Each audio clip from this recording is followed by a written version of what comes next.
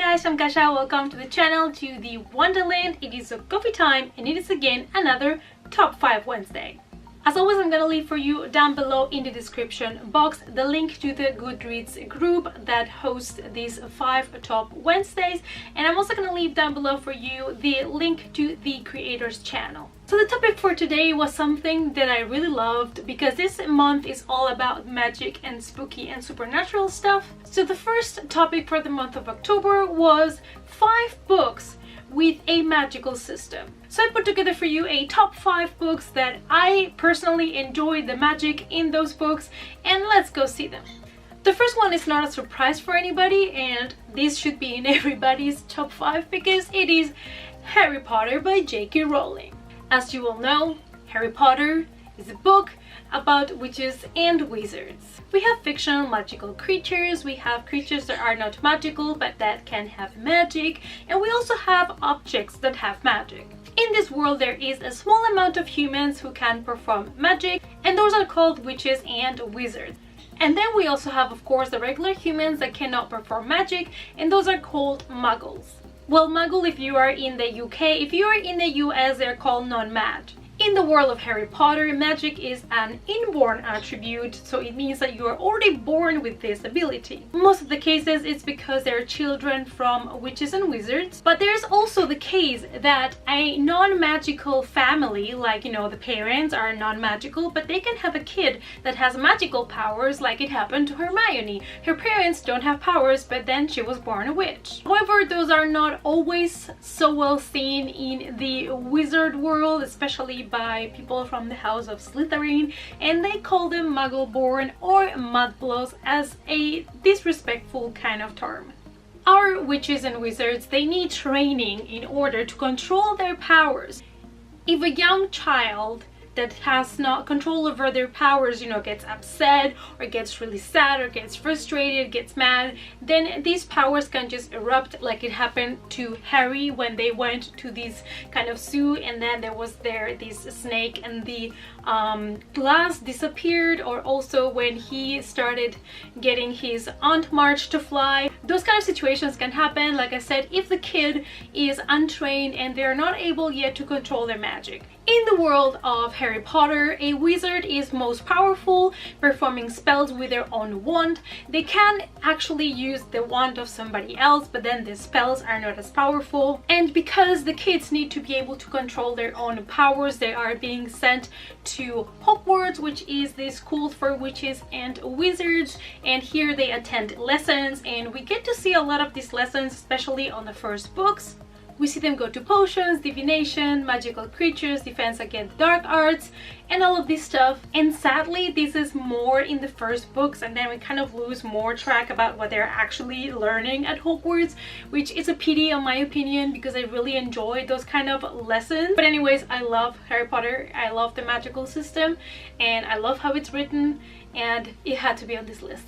Next we have Inkheart by Cornelia Funke, and this is actually a trilogy written by a German author. It is a fantasy trilogy, and we follow the story of a teenager called Maggie, and her life absolutely changes when she realizes that she has a very special power that she shares with her father, who is a bookbinder. And the power that they have is that when they read out loud from books, they can bring the fictional characters into the real world. This is how they get kind of in a messy situation because Mo, her father, years ago got 4 characters out of a book called Inkheart out of the book, and one of them being the villain. Good job, Mo.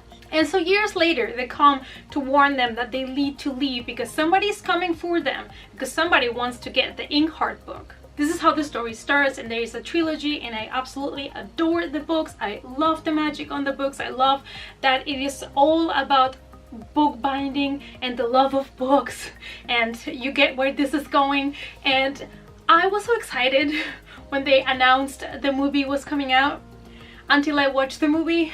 I think I should make a top 10 of worst book to movie adaptations because these would be my top 1.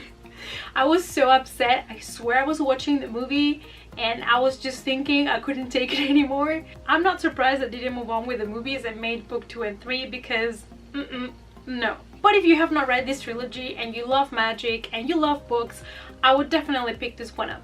Then we have, obviously, Night Circus by Erin Morgenstern, and I mean, this book does not need any explanation. I think everybody knows about this book. It's been very loved in the booktube community, and I can see why. The minute I started this book, I knew I was gonna love it because of the whole magic and universe that was starting to be described in the book. It is the fairy tale of a wandering circus that starts at sunset and ends at sunrise, and it is always unplanned. You never know when it's going to appear, when it's going to disappear, and it's just fantastic. There are acrobats without nets, there is a blooming garden that it is made out of ice, there is a vertical cloud maze, and there are so many absolutely loving characters that are being described in this book.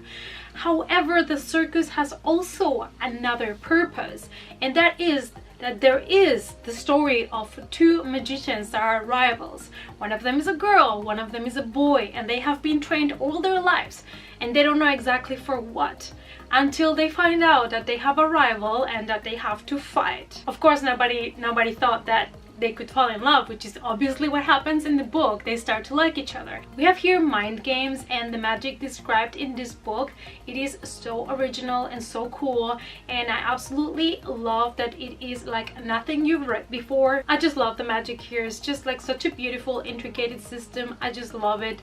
And if you love magic books and you have not read this one yet, do yourself a favor, pick it up and read it. Then we have Septimus Heap by Angie Sage, and this is book one. Book one is called Magic, but there is a total of 7 books. It is a fantasy story, and it has a total of 7 books, and we follow the story of Septimus Heap, and he is the 7th son of the 7th son, and that gives him extraordinary powers. He becomes the apprentice of a wizard, and he needs to study with him for 7 years until he can finish his apprenticeship.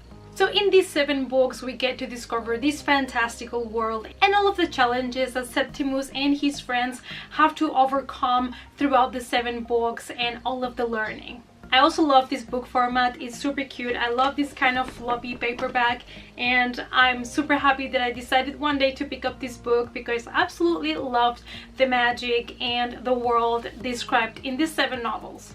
And the last book that I have to show you and talk about in this video is Bruited by Naomi Novik, and it is a high fantasy standalone, even though another book came out this year called Spinning Silver, and the cover style is the same as this one, and it also has to do with high fantasy, but it has to do with another character. So here we follow the story of Agnieszka, and she lives in a small town where there is this overpowerful wizard that it is being called the Dragon, and every 10 years this wizard picks one girl from the small town and takes her as, you know, as a payment, because he protects the village from the magical woods that are surrounding it. So our main character is not concerned at all that the dragon is gonna take her, because he only takes girls that are like beautiful and bright, and she's like clumsy and nothing like the other girls that he's taken over the years. But guess what? He picks her, and he takes her into his tower, and there she discovers that she can perform magic, and she learns so much about magic and how she can use it also to help her village, and how she can escape this tower from the dragon. And I just loved it, and it was a bit different from other things that I've read before, so I decided that it had to be included in this list. So here's my pick of 5 magical systems. Hope that you enjoyed this video. Let me know down below which other books you enjoyed that had a really good magical system. Remember to give the video a thumbs up, subscribe to the channel, all my other social medias listed down below, and I hope to see you all guys in the next coffee time. Bye!